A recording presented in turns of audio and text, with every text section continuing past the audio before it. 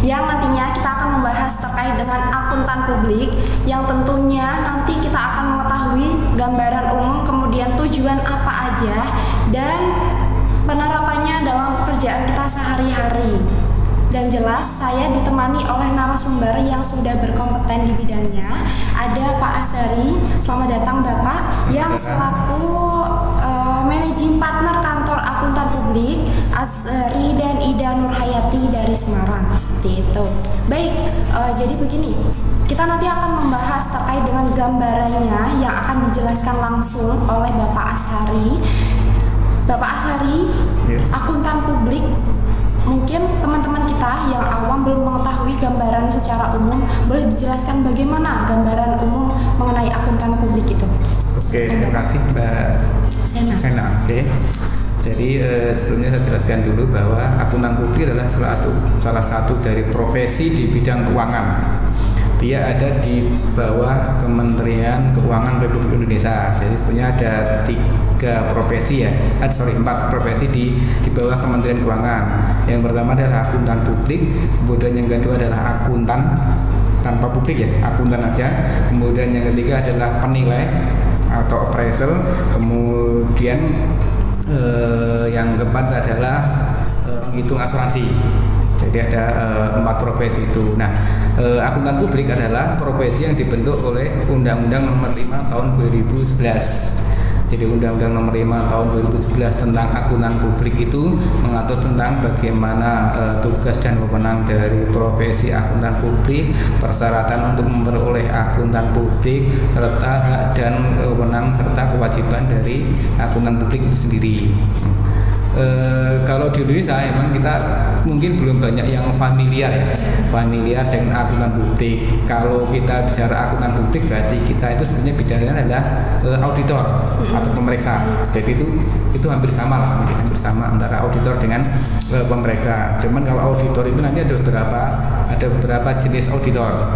Ada namanya auditor internal, ada namanya auditor eksternal. Kalau auditor internal itu adalah auditor yang bekerja di dalam perusahaan. Kalau auditor eksternal adalah auditor yang bekerja di akuntan publik.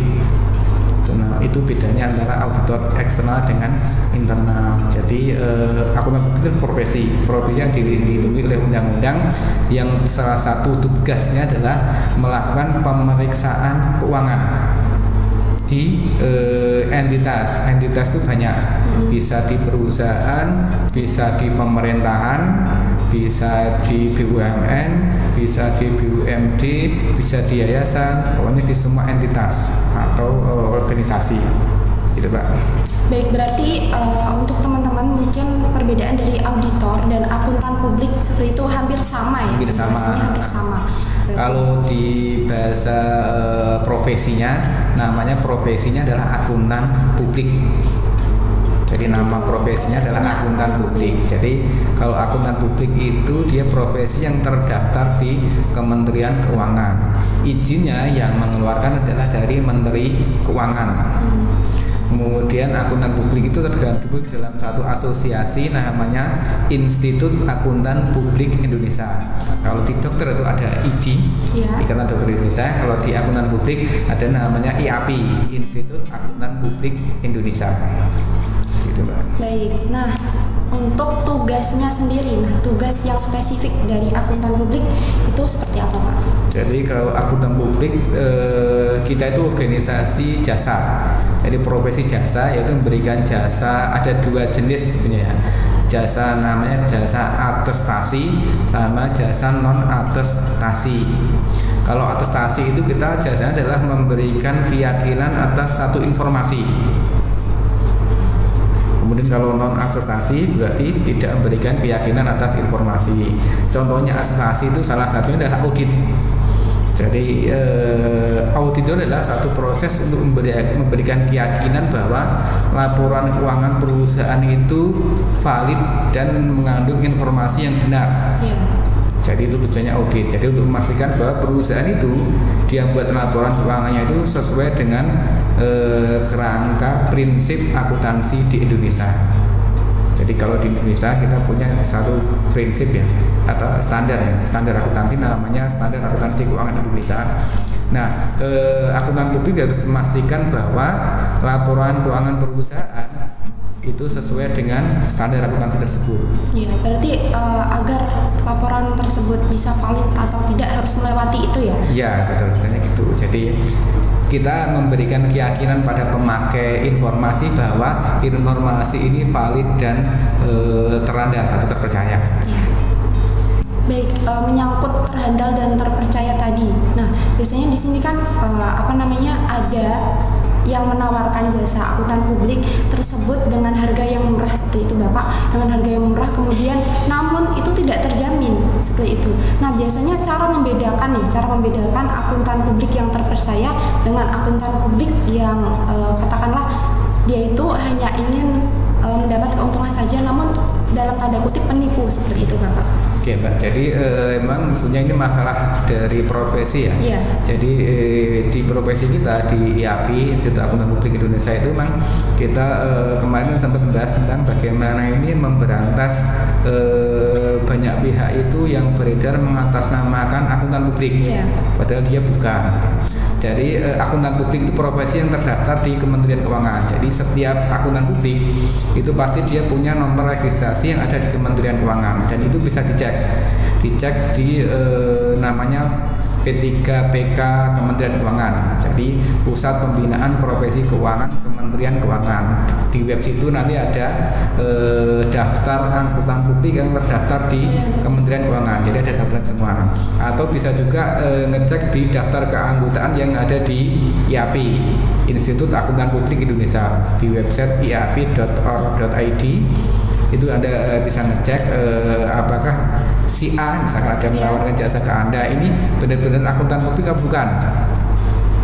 Kemudian yang kedua bisa juga ngecek namanya itu terdaftar enggak di Kementerian Keuangan. Jadi di websitenya P2PK ya. Jadi Pusat Pembinaan Profesi Keuangan .kementeriankeuangan.go.id. Jadi itu ada daftarnya semua. Ada daftarnya. Jadi kalau Anda menemukan orang kemudian mengaku bahwa dia adalah akuntan publik, pastikan bahwa saudara sekalian itu ngecek di situ. Dia terdaftar enggak? Gitu. Oke. Kemudian ada beberapa akuntan publik itu juga dia harus terdaftar di pihak lain. Misalkan dia terdaftar di Otoritas Jasa Keuangan, ada terdaftar di sana. Kemudian juga ada terdaftar di Badan Pemeriksa Keuangan atau BPK. Jadi pastikan bahwa sesuai kebutuhan ya. Jadi kalau kita mau mengaudit untuk sesuai kebutuhan, misalkan untuk BUMN atau BUMD harus terdaftar di Badan Pemeriksa Keuangan. Kalau untuk pemeriksaan bank dan lembaga keuangan, dia harus terdaftar di Otoritas Jasa Keuangan. Jadi itu ada daftar semua. Jadi silakan Bapak Ibu harus ngecek di sana terdaftar enggak. Kalau enggak terdaftar berarti dia adalah akuntan publik abal-abal. Iya, yang abal-abal.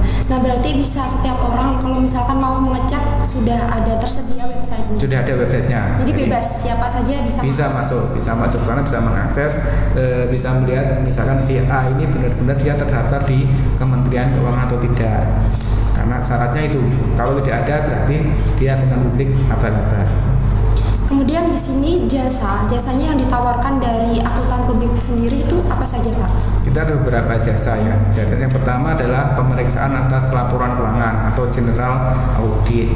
Jadi kalau jasa itu kita memeriksa laporan keuangan sesuai dengan standar akuntansi yang berlaku. Kemudian jasa yang kedua adalah jasa pemeriksaan khusus atau investigasi. Kalau mungkin Bapak Ibu punya masalah di perusahaan atau yang membutuhkan investigasi untuk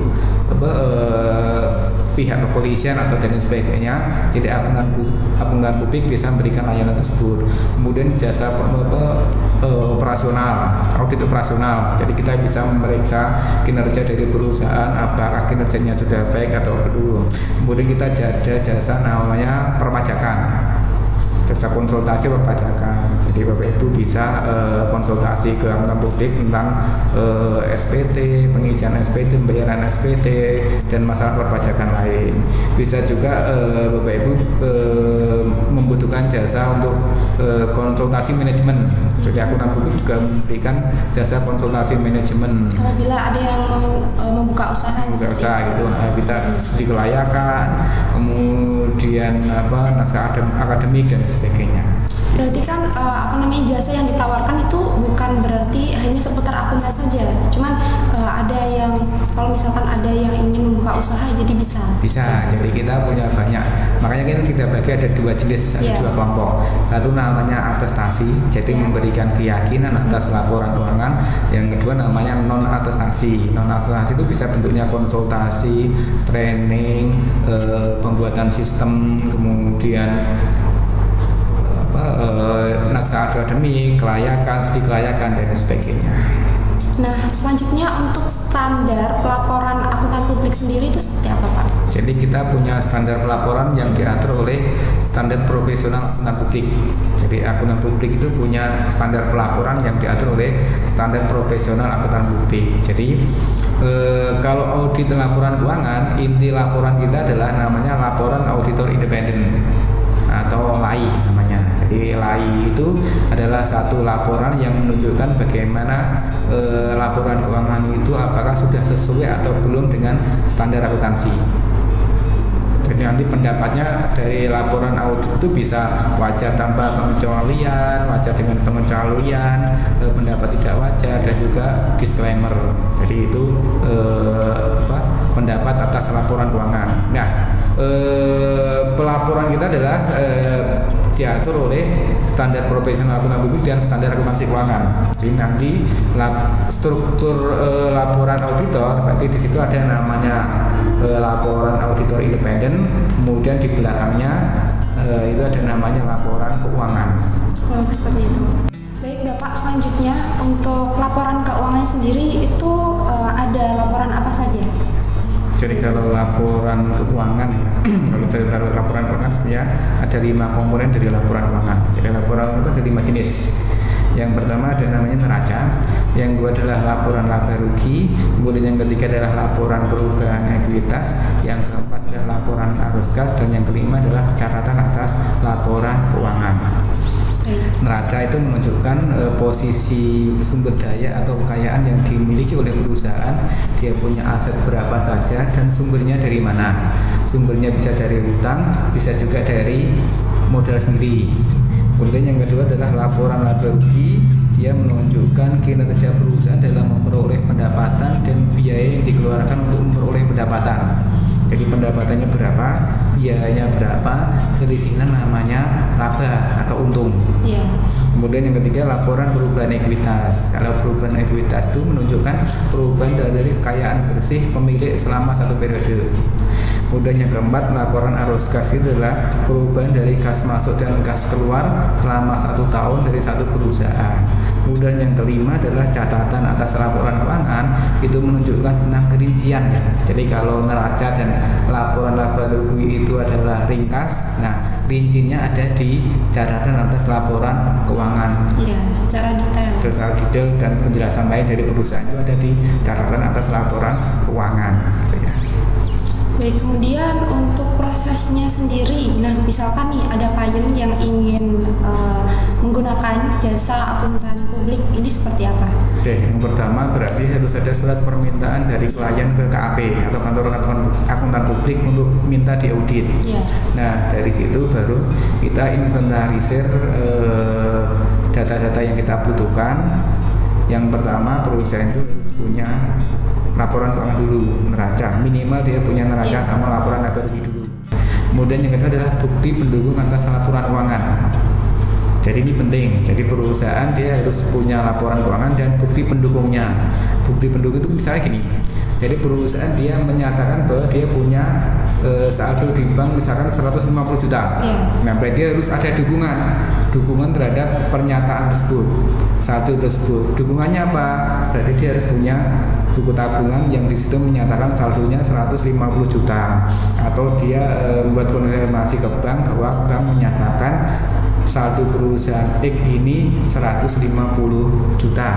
Itu bukti pendukungnya. Kemudian misalkan perusahaan menyatakan ada persediaan nilainya 50 juta, berarti dia harus punya persediaan benar-benar nilainya 50 juta. Jadi itu bukti pendukungnya. Baik. Selanjutnya kita tadi kan sudah menyinggung terkait dengan akuntan publik yang abal-abal. Sekarang terakhir Bapak, untuk tips tips-tips bagi para klien yang ingin menggunakan akuntan publik yang terpercaya ini seperti apa agar terhindar? Oke, yang pertama Bapak Ibu semua harus memeriksa satu perizinannya dulu. Jadi akuntan publiknya itu punya izin atau tidak. Nah, untuk ngecek perizinan berarti kita bisa masuk ke websitenya Kementerian Keuangan atau kita masuk ke websitenya IAP atau Institut Akuntan Publik Indonesia. Itu.